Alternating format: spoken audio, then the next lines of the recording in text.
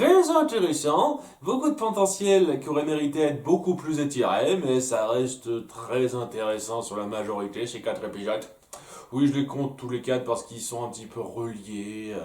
Il y a, je pense, suffisamment de continuité d'un épisode à l'autre pour que ce soit traité en même temps quand même, hein. C'est pas plus mal. En tous les cas, voilà comment ça se passe maintenant. Nos deux, Diamond, Blue et Yellow, savent que Steven et Pink Diamond sont plus ou moins la même personne, hein. Bon, au début, c'est pas super clair, hein. Il y a ce besoin de communiquer pour qu'ils comprennent un petit peu la chose, même si à la fin on sent que c'est pas si clair que ça pour elle. Voilà, il leur explique que voilà, Pink Diamond s'est transformé en Rose Quartz et qu'au bout d'un moment, elle a fini par se transformer, techniquement donner naissance à quelqu'un d'autre en donnant sa vie pour que ce soit lui. Donc elles acceptent un petit peu ça, mais de leur point de vue, ça reste quand même Pink Diamond avant tout. Donc voilà, et on n'arrête pas de l'appeler Pink et ça va être un thème qui reviendra dans tous les épisodes qui vont suivre, c'est-à-dire le fait que Steven a une fois de plus du mal à asseoir son identité par rapport à cette nouvelle fonction qu'on lui alloue. C'est encore plus grave qu'avant, parce qu'avant, pour le coup de Rose Quartz, il avait ce sentiment de devoir représenter quelqu'un qu'il n'a pas connu, mais on avait quand même suffisamment de considération pour l'appeler Steven et savoir que c'était pas non plus exactement la même personne. Là, c'est plus flou, c'est beaucoup moins simple. Et donc, lorsqu'il essaye un petit peu de parler au Diamond, ça c'est pas aussi évident, hein. Lorsque elles finissent par parler de comment ça se fait qu'il y ait encore toutes ces gemmes ici, elles avaient prévu de les détruire. Alors c'était ça leur espèce de sort combiné puissant, c'était juste pour détruire toutes les gemmes. Mais au lieu de détruire toutes les gemmes, ça les a corrompus parce que magie. Alors ça c'est un peu le truc que je trouve facile, sans vouloir être vexant, pour essayer de justifier le fait qu'il y a moyen d'inverser le processus en faisant appel aux autres Diamonds. C'est-à-dire qu'elles ont fait leur sort et plutôt que de dire que c'est ce qu'elle voulait, c'est un effet secondaire d'un autre truc qu'elle voulait. Sachant que ce qu'elle voulait, je suis désolé, c'était détruire tout le monde, ben c'était encore pire que les corrompre, hein, techniquement, hein. Être mort, c'est pire qu'être corrompu, hein, je pense, hein, c'est une idée comme ça, hein. Après, sur le long terme, c'est pas impossible que l'un soit pire que l'autre, hein, j'avoue, c'est pas faux, ça. En tout cas, voilà, Steven leur présente un petit peu le fait que non, les gemmes ne sont pas mortes dans le coin, elles ont été corrompues, hein, en leur présentant donc le fameux gemme mille pattes, hein, qui s'appelle je sais plus comment, on présente rapidement son vrai nom, enfin, j'ai envie de dire, où donc nos Diamonds voient le fameux... la fameuse gemme corrompue et se disent tiens quoi, on va peut-être essayer, hein, après insistance de Steven de réparer ça quoi, et en mettant à profit leurs 3 pouvoirs, il y a donc cette gemme qui arrive enfin à être reformée totalement comme avant. Seulement l'espace d'un moment. Elles peuvent pas maintenir ça. Ce qui fait que bon, lorsqu'elles parlent un petit peu, on est content, hein, elle a l'air d'être guérie, mais ça suffit pas. Voilà, une fois qu'elles retirent leurs mains à nos Diamonds, et ben elle reprend sa forme corrompue. Et donc il y a Steven qui dit mais comment faire? Et c'est là que Yellow se dit ouais, avant on a fait ça à 3 avec White Diamond. Il faudrait qu'on refasse ça et ça va être un petit peu compliqué. Parce qu'elle n'est pas si simple à aborder celle-là, hein, comme on va le voir. Il va y avoir notre groupe qui décidera de suivre les Diamonds en utilisant le vaisseau de Rose qu'elle avait laissé sur Terre. Donc à l'endroit où elle avait laissé des tonnes de conneries, quoi, dont la fameuse cassette sur Nora, c'est ça, histoire de dire que voilà, on rebondit un petit peu sur le truc et que c'était pas juste pour rien foutre ça, donc c'est pas plus mal, voilà. Donc elle a laissé son vaisseau, et ce coup-ci c'est pas un vaisseau bras, c'est un vaisseau paire de jambes, avec le fessier et tout, hein. Beaucoup plus fourni que les autres vaisseaux je trouve, hein. C'est plutôt osé de faire ça, parce qu'on met un petit peu en avant que c'est un fessier, hein, ce truc, hein. Donc, voilà quoi, il y a un système de motion capture, entre guillemets, et qui lui permet de voler là. Et on va voir donc un petit groupe qui va le suivre, en plus des Diamond, pour aller sur le Homeworld et parler donc à White Diamond. Va y avoir donc nos 3 gemmes principales qui vont le suivre. Connie qui dit un petit au revoir à ses parents comme ça. Une fois de plus, ses parents se disent ok, très bien, tu peux aller faire ça. Je sais pas. Je trouve, une fois de plus, que l'épisode, on a mis ça en avant, le moment où sa mère accepte ce que fait Connie, t'es trop rapide, surtout quand ouais, je vais dans l'espace, même si c'est une mission de diplomatie, c'est peut-être pas forcément évident, non. Ok, vas-y ma fille, j'ai pas de problème. On est un peu inquiet pour toi, mais allez, on te fait confiance. On est des super parents à ce point, voilà. Et c'est tout. Il n'y a que ces 5 là, en plus des Diamonds, qui vont y aller. Rapidement, va y avoir Bismuth qui dira qu'elle n'est pas prête. Parce que bon, elle a vécu quelque chose d'assez fort là-dedans et elle n'est pas prête à y aller, donc elle reste et elle décide de veiller sur Lazuli et Péridot qui sont encore pouffés. C'est histoire de dire qu'elles participeront pas et je trouve ça tellement dommage. Même si peut-être on rebondira là-dessus dans les 4 derniers épisodes, on en parlera de ça, mais je trouve ça tellement dommage qu'on n'ait pas plus mis en avance de là, qu'on les fasse pas plus participer.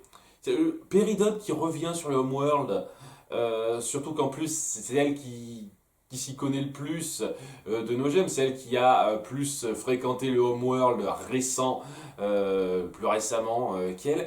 Jamais on ne la voit essayer de participer à ce genre de mission. Sur le zoo, elle n'a pas participé. Elle n'a pas participé à ça. Elle participe pas quand ça peut être intéressant, quand elle peut vraiment avoir un rôle avec donc ses connaissances récentes, actuelles. C'est assez grossier, quoi. Lazuli aussi, elle pourrait, même si j'imagine que de son point de vue, c'est compréhensible qu'elle ne voudrait pas. On n'aura pas de dialogue là-dessus, mais voilà, c'est tellement dommage. Peut-être que dans les 4 derniers épisodes, comme je dis, on y reviendra, mais c'est vraiment dommage de laisser ça comme ça. En tous les cas, voilà, nos personnages sont partis dans l'espace en direction du Homeworld très rapidement. Hein. Ça se fait en 2 en 3 mouvements avec un vaisseau de cette taille. Donc ouais, ainsi les vaisseaux de Yellow et de Blue étaient de ce même acabit, c'est-à-dire que voilà, leur décision d'attaquer, elle s'est faite genre quelques minutes avant la grande attaque de l'épisode 23-24. Hein. Ouais, c'est pas des déplacements qui se font très lentement, hein, au bout du compte. En tous les cas, ils se rendent sur le Homeworld où on attendait leur arrivée. On savait que Pink Diamond reviendrait. J'imagine que c'est une saphir qui a prédit ça. On va dire que ça peut être ça, parce qu'on ne donne pas d'explication particulière au fait que White soit au courant. Donc je ne peux que trouver des justifications et voilà, il y a une saphir qui a bien fait son boulot pour une fois et qui a prévu que Pink Diamond reviendrait. Voilà. Ok, très bien, je veux bien. Hein. Ça serait cool de le montrer rapidement, de l'expliquer très vite, mais je peux l'imaginer. Et donc voilà, il y a la Pearl de White Diamond qui est encore plus solennelle, encore plus carrée, robotique, hein, vraiment, que celle qu'on a connue jusqu'à présent, qui l'accueille, qui lui dit tiens, il y a White qui veut te voir et seulement toi. Hein, donc les autres vont rester dans votre coin et donc il la voit rapidement, hein, on voit toute sa grandeur, elle est gigantesque encore plus que les autres White Diamond. Elle dit ah c'est cool que tu sois là Pink, t'as enfin fini ton petit jeu, c'est cool, maintenant reviens dans ta chambre. Très rapidement, il n'a pas le temps d'en placer une, Steven, et voilà, il se retrouve dans la chambre de Pink Diamond. Et c'est là que ça se termine le premier épisode. C'est histoire de montrer que voilà, White, elle n'est pas du genre à avoir beaucoup de conversations. Et c'est la seule chose qu'on aura d'elle pour l'instant. Alors dans les 4 derniers épisodes, je suis sûr qu'on aura plus de détails sur elle, mais c'est la seule chose qu'on a appuyé sur le personnage, le seul moment où on a montré le personnage vraiment. Et c'est pas pour dire qu'il n'y a rien à côté. On appuie aussi dans ces 4 épisodes et qu'elle est du genre à rester cloîtrée. Elle a jamais quitté le Homeworld depuis plus de 6000 ans. Elle a pas bougé de là. Elle est du genre à très sédentaire. Hein, voilà. Et à parler peu. On sent vraiment que c'est le cas dans le peu qu'on voit, mais je vous cache pas que j'aurais pas été contre qu'on appuie ça un tout petit peu avant. Quelques petites bribes où on la montre, où on parle d'elle avant ces épisodes 25 à 28, parce que ça fait je suis désolé de dire ça, caractérisation la dernière minute. Et j'ai envie de dire, ouais, présentation du personnage, vraiment plus vers la fin, quoi. Hein. Première fois qu'on l'a vraiment appuyé, on a un tout petit peu appuyé de façon notable son existence, c'était dans le flashback de Garnet. Donc, dans l'épisode 14, ça me semble. Donc, oui, c'est pas non plus, wouh! C'est un truc que vous introduisez très tardivement et qui n'est pas grandement développé. Ce qui fait que j'apprécie l'idée qu'il y a autour, je trouve qu'elle n'est pas suffisamment développée pour avoir beaucoup de force. Et ça va être un petit peu le souci des épisodes qui viennent, ils sont bons. Hein, l'épisode 25, les épisodes 26, 27 sont très bons. Je pense que je vais faire assez vite cela parce qu'il va y avoir énormément de choses à résumer. C'est Steven qui sera donc dans cette nouvelle configuration où il est Pink Diamond pour ces gens-là. Il essaie un petit peu de se faire à ce protocole en essayant d'atteindre un petit peu les autres. Hein. On le voit avoir quelques conversations avec Yellow et Blue en privé rapidement, histoire de montrer comment chacune vit ce nouveau changement. Tandis qu'à côté, il se dit qu'est-ce qu'il faut que je fasse pour convaincre un petit peu, surtout White Diamond, parce qu'apparemment Yellow et Blue sont plutôt partantes pour le truc, de défaire cette corruption et d'amener une espèce de paix. C'est vraiment un processus diplomatique totalement, hein. C'est vraiment le pacifisme une fois de plus que notre personnage veut appuyer, ce qui n'est pas forcément simple dans certains cas, c'est clair et net, on va essayer de l'appuyer un petit peu là-dedans, où il essaye vraiment d'appuyer qu'il veut communiquer et améliorer les choses en douceur. Seulement, c'est pas simple avec un système qui est présent et installé depuis des lustres. Donc, lorsqu'il essaye de se montrer amical, d'être gentil avec les gens, les gemmes ont un petit peu du mal à assimiler ça. Bon, il y en a certaines qui le vivent bien, notamment ces espèces de mini-constructeurs de chambres. Ouais, il y a ça, ils appellent ça les galets, il me semble, c'est ça. Voilà, qui sont contents de revoir Pink après presque 6000 ans une fois de plus. Voilà, j'imagine un petit peu ce que ça doit être pour eux, quoi, 6000 ans sans la voir. On fait ça un petit peu rapidement, malheureusement. Il y a ça qui s'appuie, mais à côté de ça, il y a vraiment un système très carré, très froid qui est mis en place où l'amusement, c'est vraiment quelque chose qui n'est pas vraiment considéré. Hein, lorsque Steven comprend un petit peu son rôle en tant que Pink Diamond et que ça lui rappelle son rôle en tant que Steven auprès des gemmes de cristal au début, hein, il fait un parallèle pas mal avec une chanson plutôt jolie, hein, j'aime beaucoup ça, et qui met une petite tenue qui correspond davantage. Alors c'est un truc que j'apprécie aussi dans cette série, on n'hésite pas, hein, voilà, un personnage masculin, il peut porter ce genre de choses. Ça le fait. J'aime beaucoup, hein, vraiment, j'aime beaucoup qu'on ose faire ça. Donc, ouais, une fois qu'il se pose cet objectif-là et qu'il a cette affirmation dans ce qu'il doit faire et qui était un peu la même chose dans sa tête que ce qu'il a dû faire avant, mais en plus poussé, plus important, il se dit ok, on va essayer de jouer un peu selon les règles en essayant de les atteindre. Et donc un truc que Pink Diamond faisait, c'était préparer un bal. Voilà, il adorait préparer des balles de temps en temps et il se dit tiens je vais essayer de préparer un bal comme ça attirera un petit peu White Diamond et je pourrais lui parler, on pourra peut-être arriver à quelque chose. Le souci c'est que ça va pas se passer aussi bien que ça parce que voilà les balles dans ce monde là c'est pas tout à fait la même chose que les balles le bar chez Lou, hein, donc c'est ultra solennel, les Diamond restent juste sur leur trône à observer et à accepter les autres en gros. Et il y a certains protocoles à suivre. On voit même un certain dédain de la part de Blue Diamond. Et j'apprécie qu'on fasse ça avec Blue Diamond et pas avec Yellow Diamond parce qu'on a tendance à appuyer que Blue Diamond c'est un peu plus la sensible alors que Yellow Diamond c'est celle qui est la plus dure. Mais quand même, ça fait partie du système. Cette espèce de dédain, ce côté un peu hautain de certaines façons de voir les choses, hein, voir les relations un petit peu extravagantes. Et donc, Quand Blue Diamond voit avec dédain ce que veut faire Steven pour certaines de ses amies à un moment donné, ça appuie de façon très forte le système qui s'est ancré. Il y a vraiment certaines considérations qui sont assez grossières hein, quand on s'y penche hein, par rapport à du point de vue de la personne qui découvrirait ça quoi. Genre Connie c'est son animal de compagnie pour eux. Ce genre de choses. Améthyste, elle peut rester là en tant que garde, mais il faut qu'elle prenne des extensions comme a fait Péridote.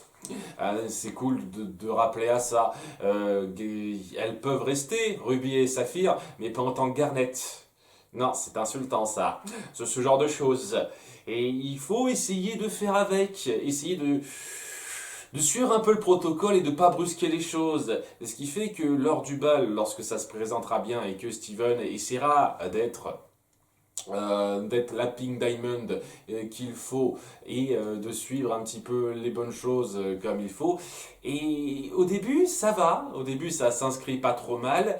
Mais au bout d'un moment, ça va pas si bien que ça. Déjà parce que White Diamond ne fait pas grâce de sa présence au bal. Donc il a un petit peu mal, Steven. C'est un petit peu pour lui parler directement qu'il a fait ça de base. Et aussi parce que l'ambiance est beaucoup trop solennelle.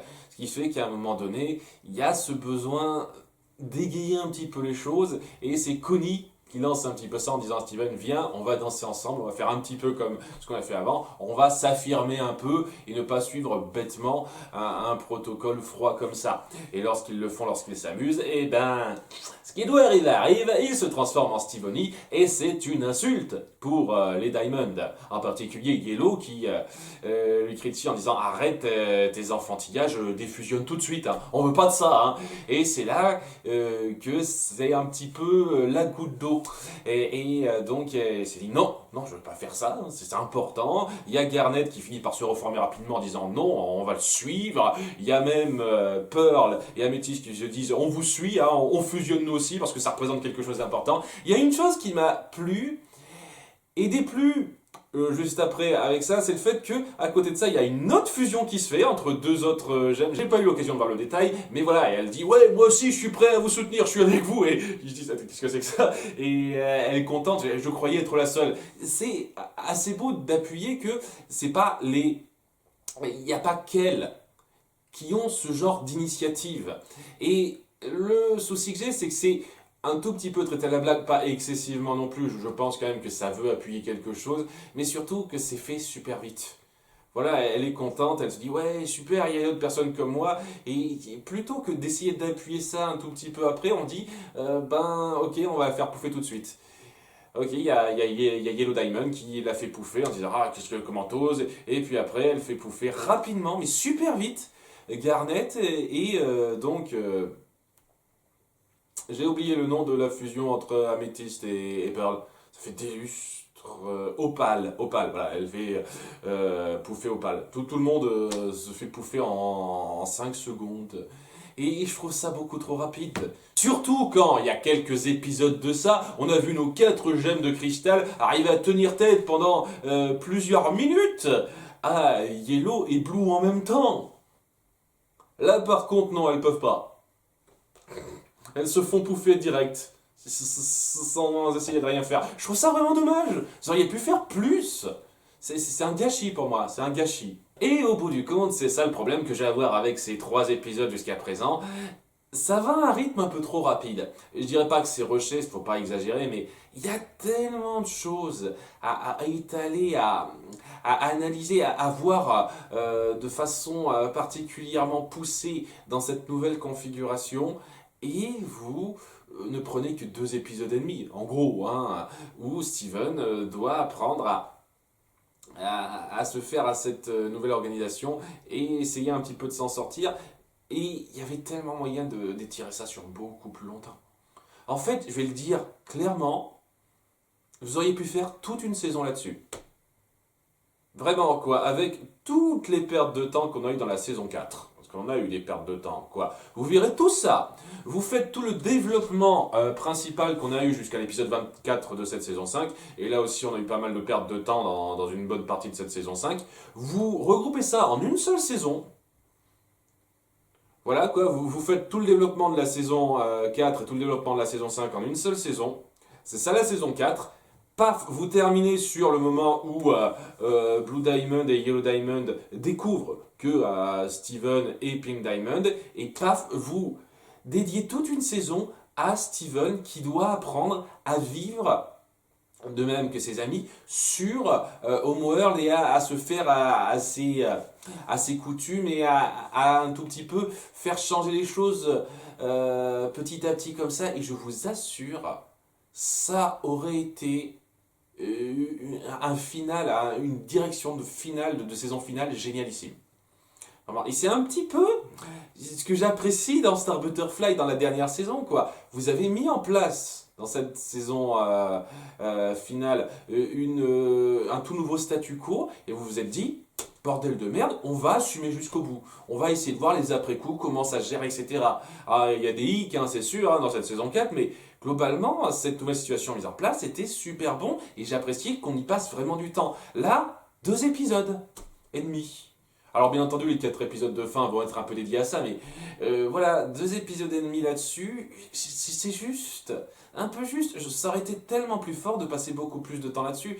Toute une saison là-dessus, il y avait la matière, hein. Il y avait totalement matière. Mais non, c'est trop rapide, il y avait tellement moyen de faire plus.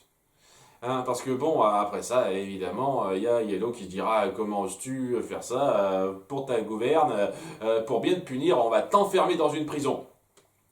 Et donc voilà, ils sont enfermés en tant que Stivoni dans une prison, et c'est là que l'épisode 28 commence.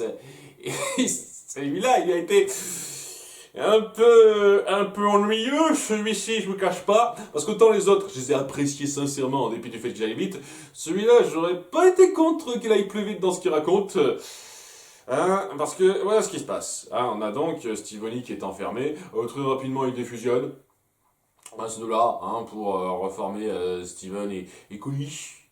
Et ils se disent qu'est-ce qu'on va faire hein, à cause de ce qu'on a fait, ça a mis le tout en point mort et nos gemmes de cristal, elles ont toutes été pouffées.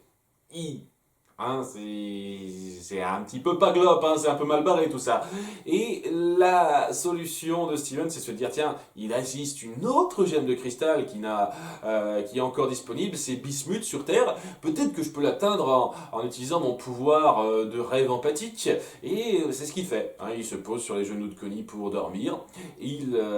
Donc il est dans une espèce de plan astral bizarre, une fois de plus, qu'on n'avait pas montré avant. Mais maintenant on le montre. J'imagine que c'est parce que c'était super éloigné ou un truc comme ça. C'est un peu bizarre, quoi. On étend un peu un pouvoir qu'il avait déjà. C'est un détail, ça. Pour atteindre la Terre et donc prévenir Bismuth, qui préparera un vaisseau pour partir les aider sur Homeworld. Avec peut-être Péridot et Lazuli, on ne les voit pas, hein, mais c'est pas impossible. Et ce que je vous ai résumé là, ça tient quoi 2 minutes? Pas l'absolu. Un truc comme ça, hein, 2 minutes, 3 minutes. Hein. Alors, comment on a réussi à faire tenir ça sur un épisode de 11 minutes? En remettant en avant les Steven Pastek. Parce que, pas longtemps avant la fin de la série, j'ai envie qu'on se centre sur les Steven Pastek. C'était vital. Il aurait manqué quelque chose si on n'avait pas eu ça. Voilà ce qui se passe donc, plutôt que d'atterrir directement dans le rêve de Bismuth pour lui parler, ce qui aurait pu se faire, on se dit tiens, il va y avoir quelques petits problèmes de voyage et il va atterrir dans un Steven Pastek. Donc sur l'île des Pastèques où ils font leur vie, tout ça, comme d'hab, et si on va passer 7-8 minutes sur Steven Pastek, Steven pris dans une pastèque, qui devra trouver un moyen d'atteindre donc Beach City et parler à Améthyste. Voilà. Je m'en bats les couilles de ça. Sérieusement je m'en beurre l'arrêt totalement de voir les Steven Pastek dans ce genre de configuration. Mais c'est ça qu'on a pendant la grosse majorité de l'épisode.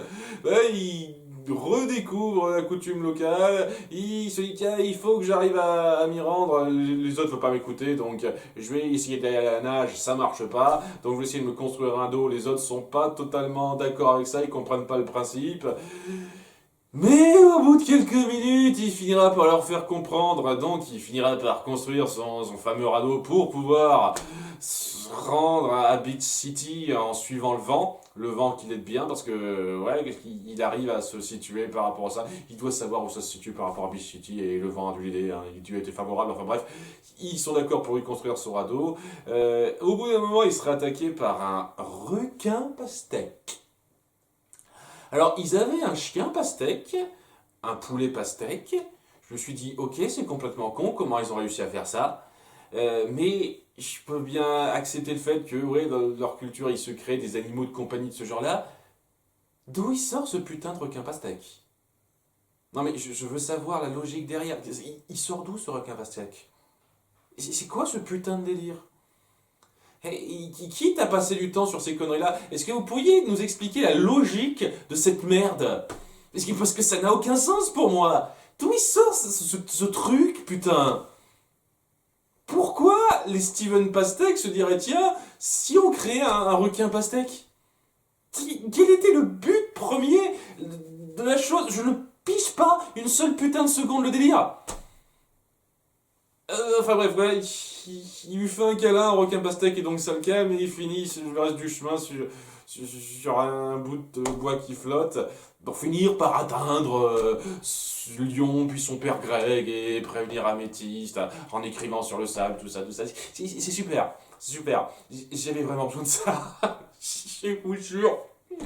Sérieusement, on en est à 4 épisodes de la fin. Il reste beaucoup de choses à fignoler, c'est sûr. Hein, et vous vous êtes dit, ça serait pas complet s'il n'y avait pas les Steven Pastèque. Il faut qu'on passe plus de temps sur eux. Qu'est-ce qui vous passe par la tête? Je piche pas.